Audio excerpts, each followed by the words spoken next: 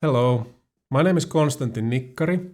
In this short video I'm going to present you how brain-computer interfaces are reading brain signals. We're not going to deep dive very deeply into the topic, but just scratch the surface. For that I have, I think, enough information to keep you entertained and to follow this short informative video. And in the end part of this video, I'm also going to share you two interesting information where you can look for more about brain-computer interfaces, and especially the competitions that are using brain computers. There are two ways of using brain computers, or like by using brain computers and read the brain. The one way is invasive, and another one is non-invasive. As you can see in the left side of this image, the invasive way is actually penetrate your skin and the skull with the technology, with the machine, with the tool. And this tool is going to be touching or even penetrating the brain tissues.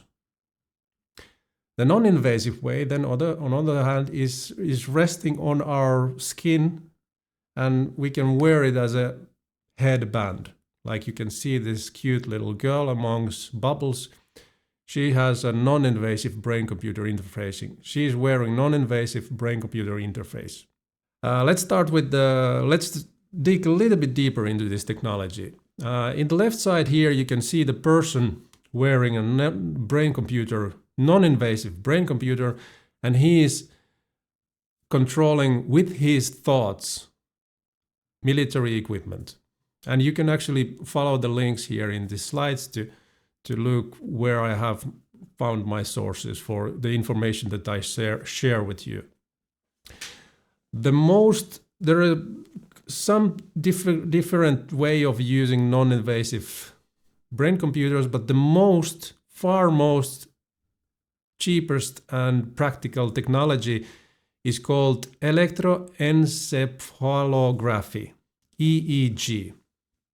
And this technology measures the electrical signals that we have in our brain. So unless you didn't know, there is electricity in our head. Our neurons are firing like electrical impulses all the time. So there is electricity happening in our brain. And this EEG method is measuring this electricity. When we think harder, there is more electricity. When we think less, there is less electricity.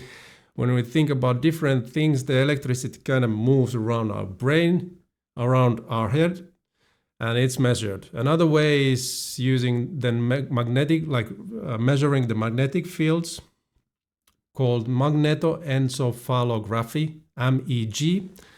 And wherever there is electricity, there is also magnetic fields. So that also can be measured. Then the invasive option. I'm going to just present you one technology from there. And that's the most used technology. And it is used by famous Neuralink company. It is called intracortical multi-electrode arrays. And in that technology, a tiny little needles are inserted into the brain. And they are so small that humans cannot do the operation. And they are done by this machine, which is presented here in this picture. You will find more information by going to Neuralink.com. So once these technologies are attached, or we are wearing these technologies, then they start reading the brain signals. There's benefits for both. Invasive methods is much more precise because the technology is actually touching the brain. It is touching the source where it is pulling the information out. The non-invasive technology, on the other hand, is very easy to wear and very easy to unwear. So it's like wearing a wristwatch. You just wear it and then you take it off. In an invasive option, you cannot take it off anymore. That's it. Now, if you are looking for ways of what kind of ways people are using brain computers, I recommend you going to Cybathlon website or Cybathlon Instagram account.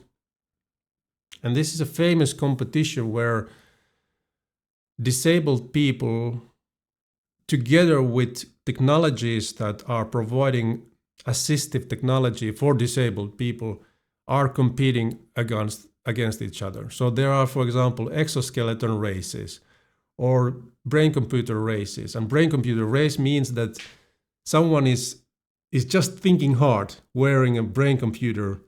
And then, for example, a game where a machine is on a track, a race car, and he's just thinking to accelerate, thinking to turn that car, thinking to brake, thinking to maneuver, and then this machine is driving on that truck, and there's obviously other person next to that competitor to try to outcompete him. Unfortunately, what I just learned from Cybathlon.com website that 2024 was the final year when they organized Cybathlon, and it was the biggest Cybathlon ever organized. It was organized in Zurich, and there was no Cybathlon 2025, and they are looking for partners to organize next Cybathlons. And probably, according to their website, 2028 they are going to organize it in Asia. Now, this competition is for disabled people. The next competition I will talk to you about is called Enhanced Games, and it's going to be organized in Las Vegas 2026. You can find more information in their Instagram by going to Enhanced Games by using this tag here. Why I mentioned this is because I also have started a YouTube channel called Human Enhancement with Konstantin Nikkari, and I'm greatly interested in how in the modern time, in the time right now, we are enhancing us humans to become superhumans.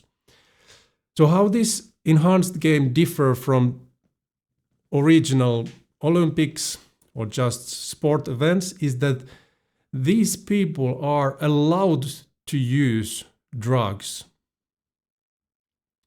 And with the help of medical knowledge and controlled drug usage, they are becoming superhumans. They are going to break world records, and I believe that this competition is going to be highly interesting. We are going to see very strong, very fast, and very powerful athletes competing against each other. So there's going to be speed, power, excitement. I wish I will be able to participate in enhanced games. I recommend you checking my channel on YouTube. It's youtube.com/@HEWKN. Thank you for watching this video. I hope you learned a little bit how brain-computer interfaces are used to read the brain signals. See you in the next video. My name is Konstantin Nikkari.